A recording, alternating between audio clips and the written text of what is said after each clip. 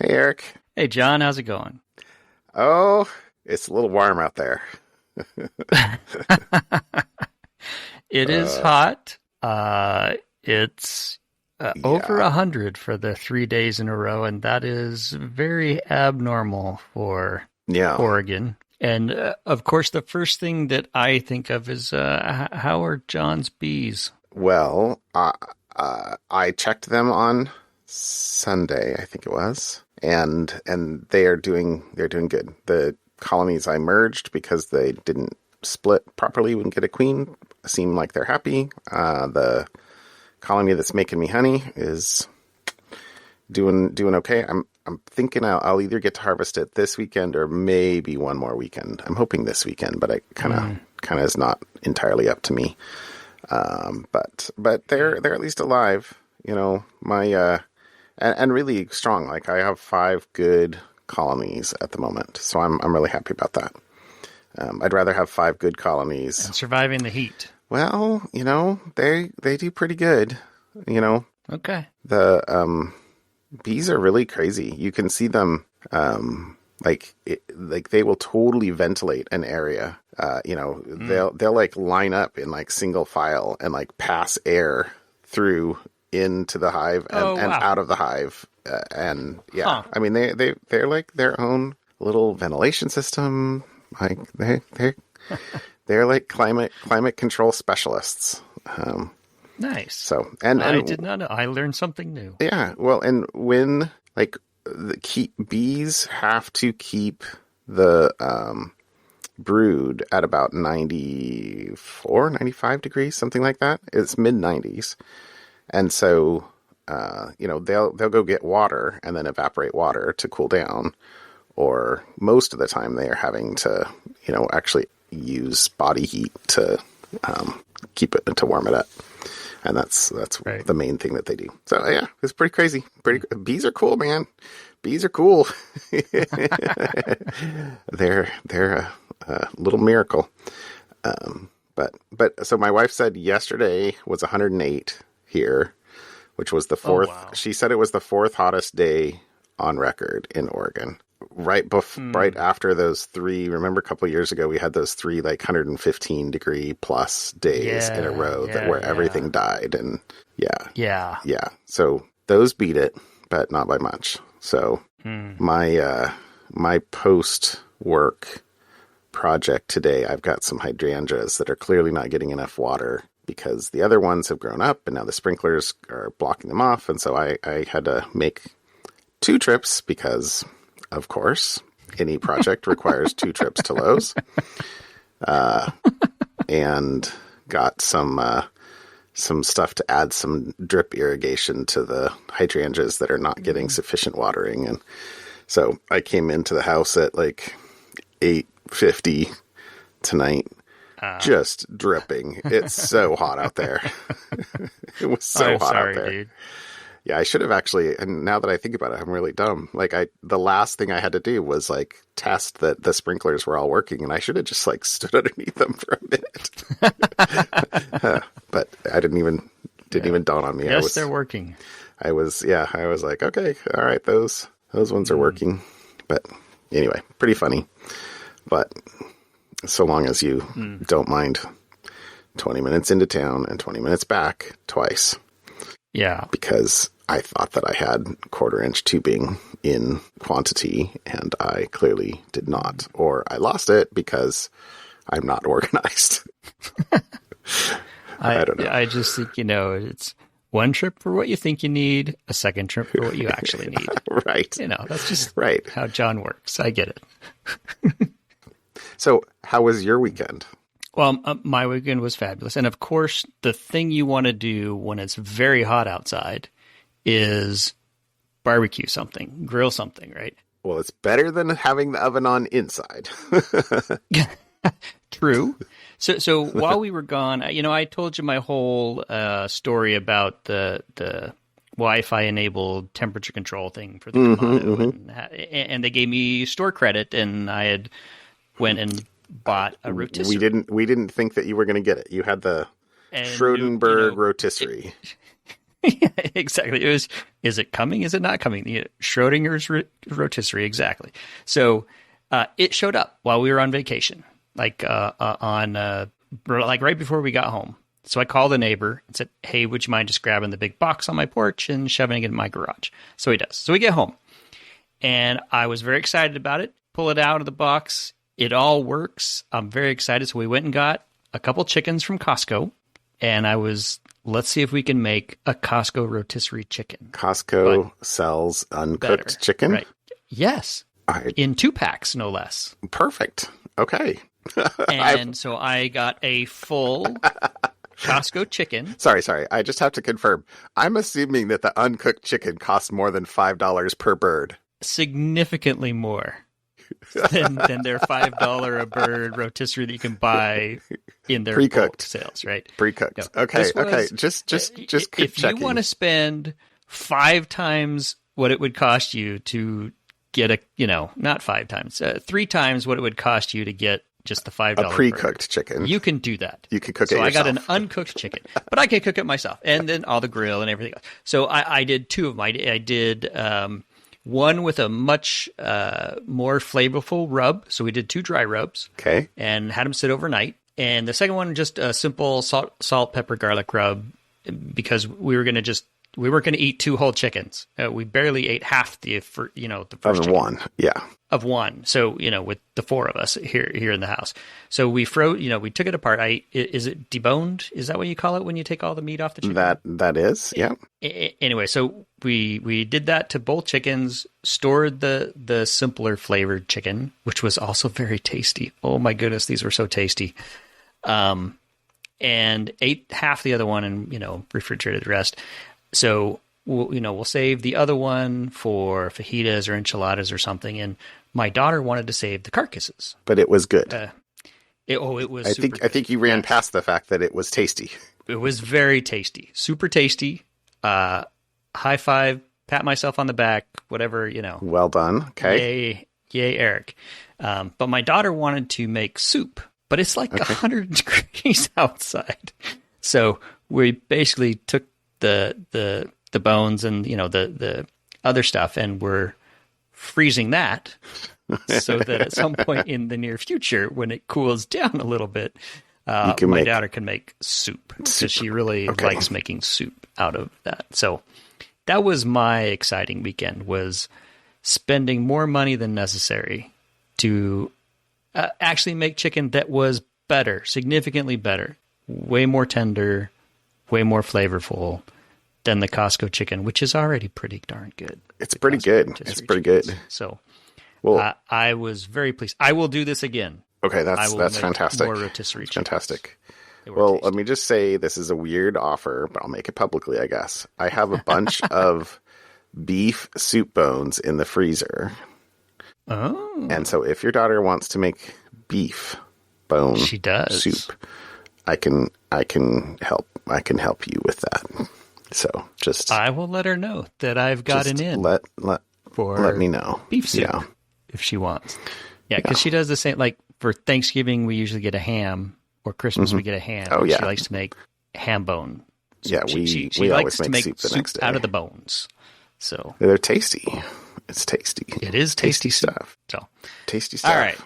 All right. Good stuff. There you go. Well, I threw one thing into follow up today because I saw a link that let's see. We talked about Microsoft expanding logging in Azure after the government hack in June.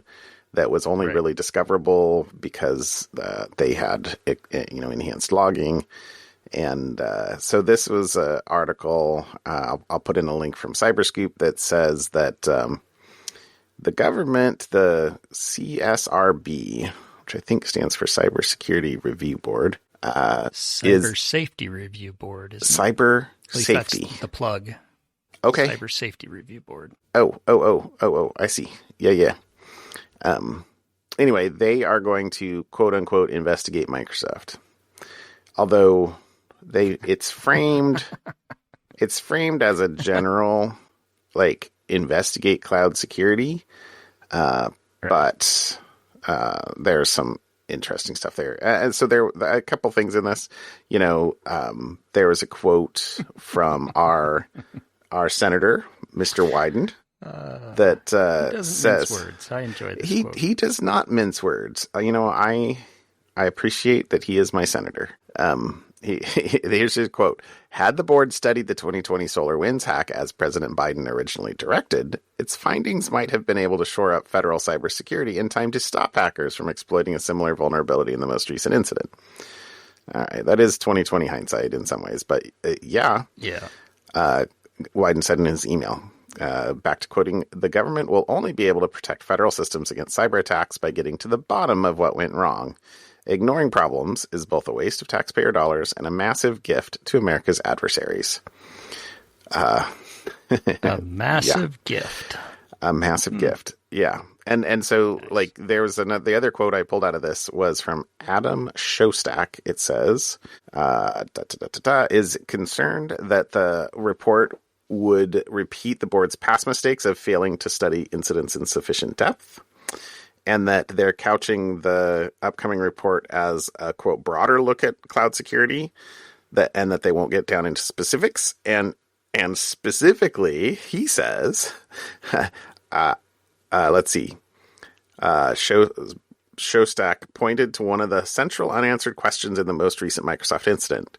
Quote, what happened with the Microsoft signing key that was stolen? Like kind of important to know that's the $1 million question, isn't it? So anyway, exactly. That's the follow up. So we'll see. Maybe it will get into specifics eventually, but we'll have to see. Okay, that's my follow up. All right. So my topic, right? We have a lot of hardware, printers, old phones, old laptops, sitting around. And a lot of times we can donate them. Depending on what it is, you can donate them. Mm-hmm. Maybe you want to sell them. And one of the things you do, or you should do, is a factory reset, right? You should follow whatever the instructions are to wipe your personal data from that, right? That's an important thing. Sometimes a factory reset does not do a factory reset, apparently. Oh, no. It doesn't put it back to the same factory settings, which is kind of the definition of a factory reset. Isn't that so this article. This article. Canon. Let's not mince words. So the printer manufacturer, Canon, is warning that the sensitive Wi-Fi settings, so if you connect your Wi-Fi to your printer, they don't get reset during factory resets. It remembers your Wi-Fi and password, SID and password between factory resets. After a factory reset. So they're telling customers you need to go manually delete before selling, discarding, to prevent your Wi-Fi settings. So that sensitive information is stored on nearly 200 models of Canon printers are affected. Wow. So this is not, I don't think the average consumer needs to care about this. If you give that away, it'll have your Wi-Fi and somebody has your password. Are they going to hunt you down to your house? Depends on who you sold it to. Depends on how you got rid of it. But your password is out there.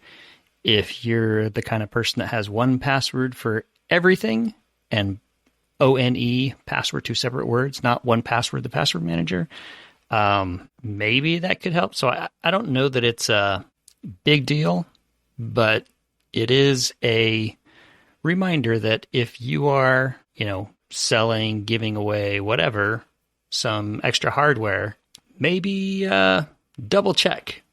Do a little Googling about how do I make sure that this is factory reset. It's so many things. You reminded me. This is a good topic. It's not just about printers. It's about anything that has a Wi-Fi connection or other automatic account connections. So because I remember reading, I thought it was just this week about a Tesla that had been wrecked, totaled, and driver, car is totaled. They haul it away.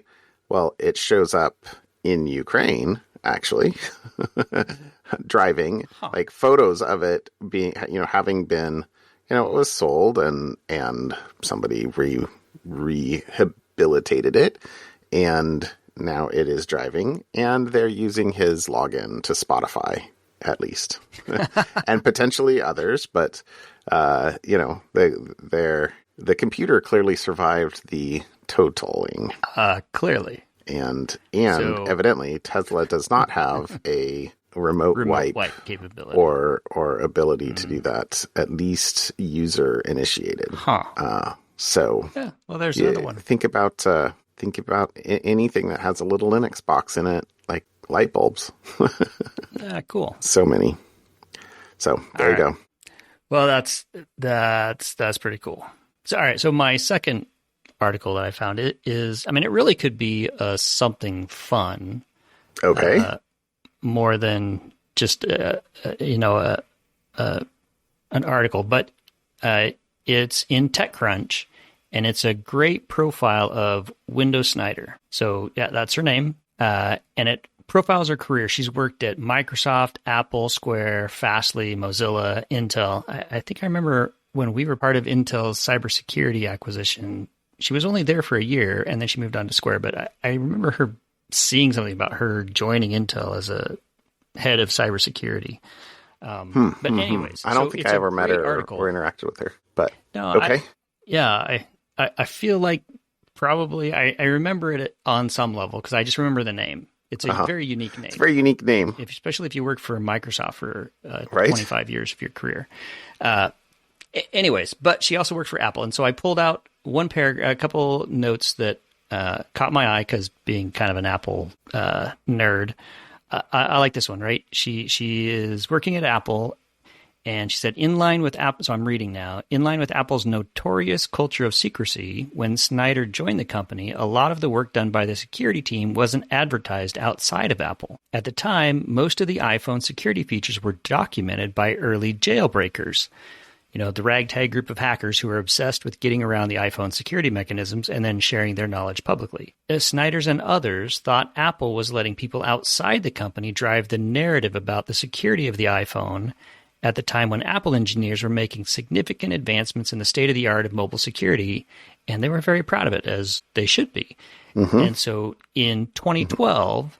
she convinced the company's higher-ups to publish the first ever white paper on iOS security. I remember this because I remember just consuming this document to see how this all worked. I remember reading and referencing that quite a bit as well. Yeah, it detailed all the security mechanisms included with the iPhone. And, the next year after that, Snyder was part of the push to make the macOS upgrades free. So I don't know if you remember... when you bought a machine, you would have to pay when the new version of macOS came out every year. You'd have to pay, I think it wasn't a whole lot. It was like $19 or $20. It went from $99 and it got less and less. And eventually it just became free. And so she was part of that, which meant that all the security updates were free for anyone with an Apple computer. So, very fascinating career, very influential person from the early days of cybersecurity, and just a great article. Like I said, this could probably be something fun, but we'll call it just a great profile of a pioneer in the cybersecurity space across some of the most influential companies that exist. And it looks like at the moment she's trying to tackle IoT security. Right? Ambitious. Yeah. I haven't had a chance to read the whole thing. I've just been kind of skimming it while you were giving the highlights. But this looks fantastic. Yeah, it's a great article. Fantastic. So, all right, hit me. All right, mine is a breach of the week. I guess it's been a while since we've brought that back, like a foghorn or something. Exactly.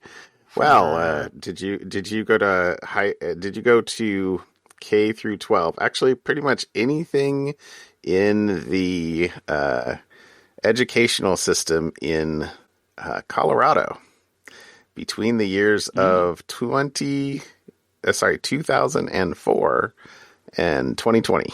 Because if so, you are probably, because of course they haven't actually announced numbers or anything like that at the moment, part of the most recent ransomware breach of a public infrastructure. So the people who may be affected here, there's not a ton of data on this. I'll put a TechCrunch link in here, but it says that they confirm the CDHE, the Colorado Department of Higher Education, confirmed it experienced a ransomware incident between June 11th and June 19th. Included student and teacher names, addresses, social security numbers, student identification numbers, and other unspecified education records. Grades? Who knows? But I would assume so.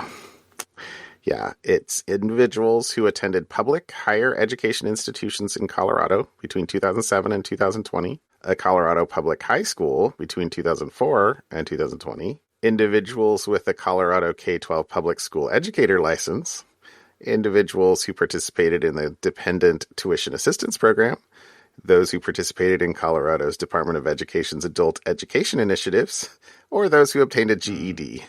And there's different date range between those, but they're almost all, somewhere between 2004, right. 2007, and, 2014, 2017, 2020.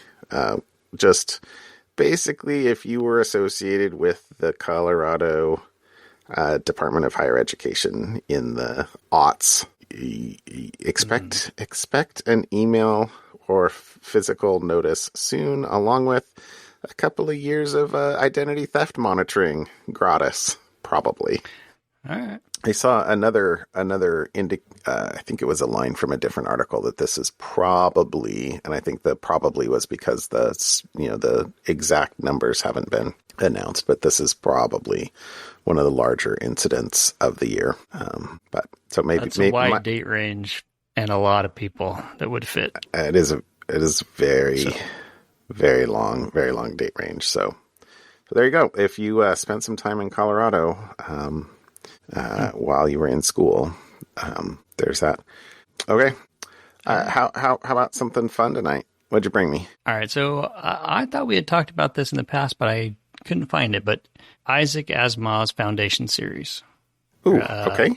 Right. Apple TV. I'm more familiar with the books than I am the TV series. Right. Yeah. So Apple TV funded the Foundation books are made for movies. So it's a 10 episode season 1 series that kind of covers book 1. And recently they've just come out with season 2. Okay. And they're on episode 6 out of, I'm assuming 10, because that's how they did season 1. Okay. They come out every Friday. And so we're up to 6, I think. This Friday will be episode 6 with 4 more to go. I have been delaying watching them because it's an episode that I kind of want to binge watch because I was like, I got to wait till another week. You got to wait another week. The 90s? Exactly. What's going on here? So I'm only up through, but I haven't been able to not watch it. So I watched the first 3 episodes of season 2. To be perfectly honest, I remember reading the books probably in high school. And so I could be remembering things all wrong, but it takes some liberties with the characters and the story. And so I'm sure if you want to be picky, and I'm sure if I Googled it, I could find all sorts of articles on hot takes that people pick.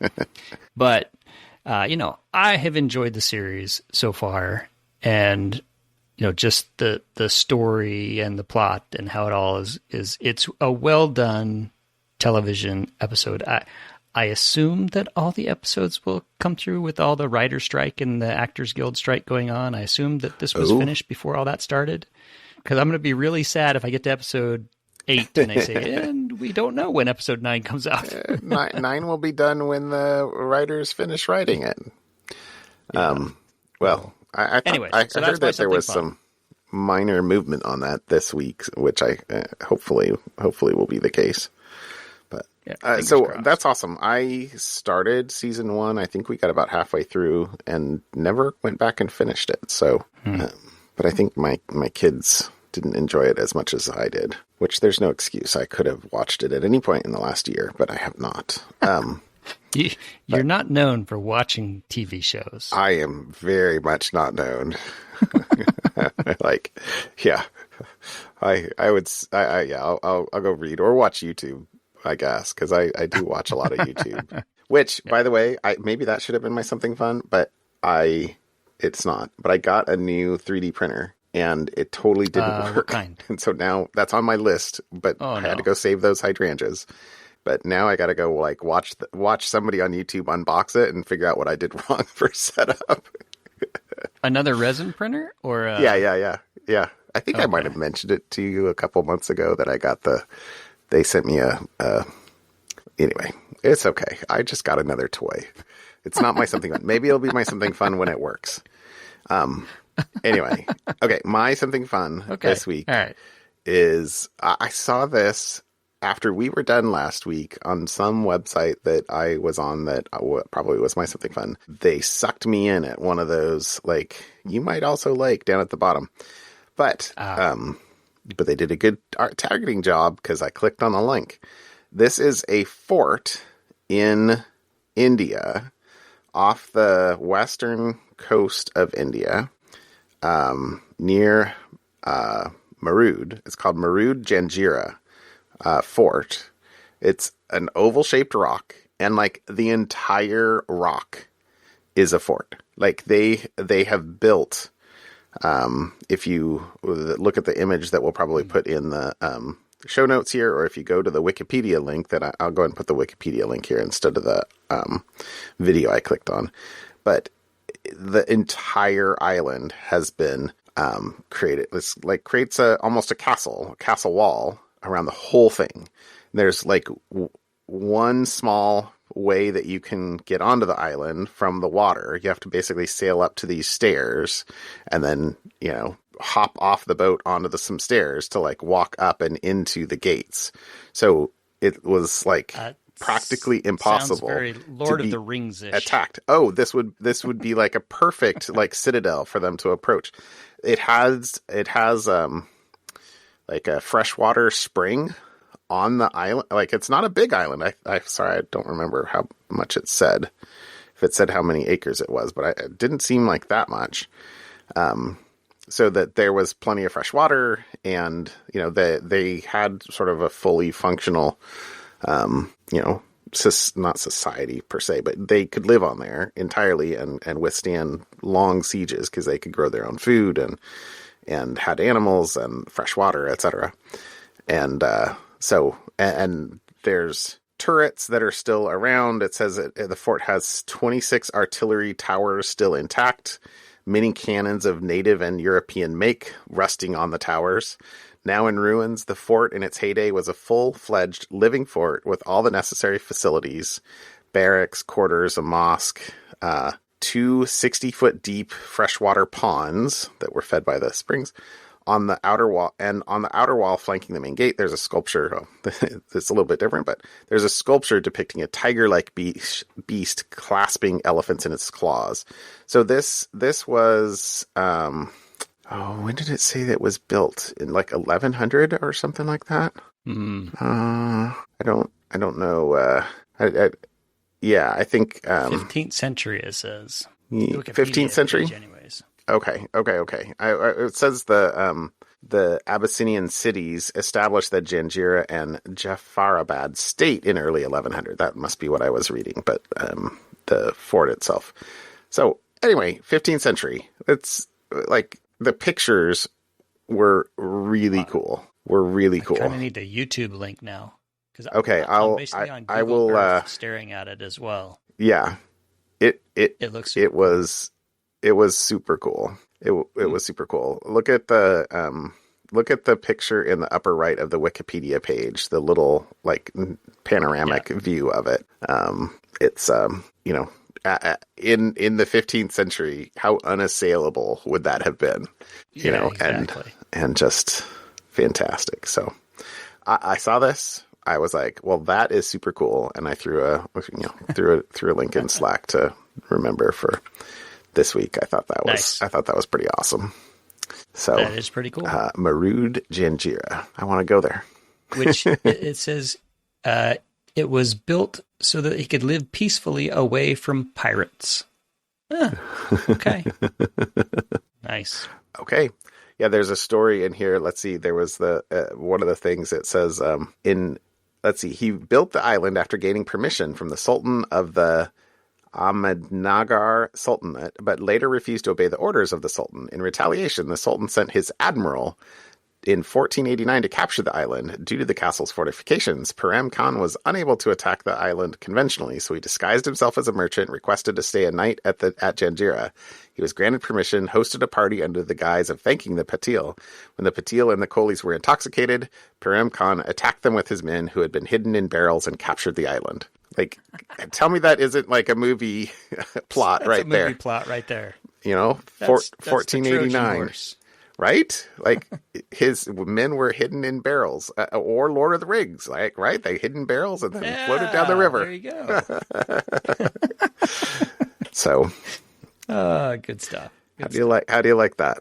Anyway, Nice. All right, my friend. We'll call it a show. All right, dude. Enjoy the rest of your evening. I hope your air conditioning is working well. And yeah, we'll chat next week. Stay cool. Bye, Eric. See you, John.